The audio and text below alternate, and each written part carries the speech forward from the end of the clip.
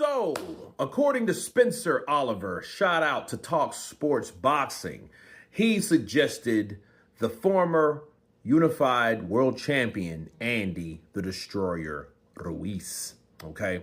And he said would be a significant test for the 20-year-old prodigy. Ruiz is known for his 2019 upset, of course, over Anthony Joshua, and has been inactive, but reportedly eager to return. Would this be the right step for Moses Itauma? And let me counterpunch. I think what people need to understand is that what Moses wants, I think Moses should get.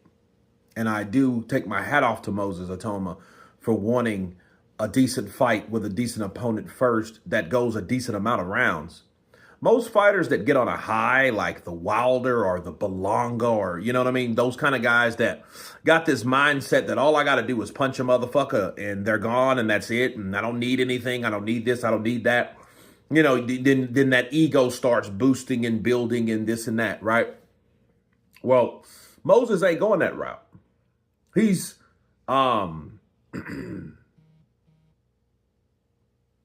he is definitely saying, hey, guess what? This is what I need. I'm systematically making my career what it is. And this is what I want to get where I need to be, to have the fights I need to have to be where I eventually will go. Right? Understand something. Like I told you guys in a live stream about this particular fight. This fight is a dangerous fight.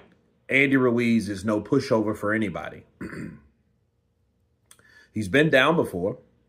Now, if Moses can drop Andy, that shows a lot about his punching power. Let's be real.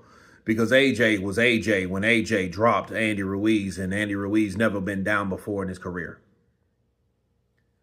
So if Moses, being who Moses is, doing the same thing, he will be in a circle with guys, AJ, Areola, and now Itauma. They will be the only people that ever dropped Andy Ruiz. But, like I also told you guys in the live about this particular fight, it's a dangerous fight. So, that being said, if he does step up to a fight, or with a fight like Andy Ruiz, which I think will give him a certain amount of rounds because Andy has pretty decent defense. But if he gets beat, people, don't turn your back on Moses Itauma. It just shows you exactly what we learned about Jared Anderson. Don't shit all over Moses if he loses. Support him. Support him on the recovery on the way back. Help him to rebuild. Keep him encouraged, not discouraged. Let's help this young fighter. Why? Because at the end of the day, I look at these guys that they take a jump, they take a leap, they take a step in that direction, and then they fall, they don't make it, and then people crucify them, and we shouldn't do that if that's the case. You know, could Moses do it based on what we've seen? You know, I mean, maybe. But understand, he's in there now with a person that's a former champion. Even though he pissed it down the toilet, he still fought guys like Luis Ortiz, Joseph Parker, Anthony Joshua, Jarrell Miller. You know what I mean? Those guys are on the top level, and he's at a level where that guy was on the level that he's trying to go. So why not? You know what I mean? But understand, it's a risk. It's a risk. It's definitely a risk because the guy can take a shot, but he could also give you one back. And dealing with someone like Andy, if you hurt Andy, I think you should always take what you've learned from other fighters that made the same similar mistakes. So if Moses hurts Andy, be prepared because Andy's not finished until you take him down. And even when he gets up, that may be an issue. So, yeah, I like the idea because that's someone that I think that's durable enough. Him, Jermaine Franklin, you know, those are the top two for me, really, you know, to give him what he's looking for. Even though Filip Hrgovic didn't get knocked out by Dubois, he may be somebody. But understand, we're expecting this from Moses Itauma.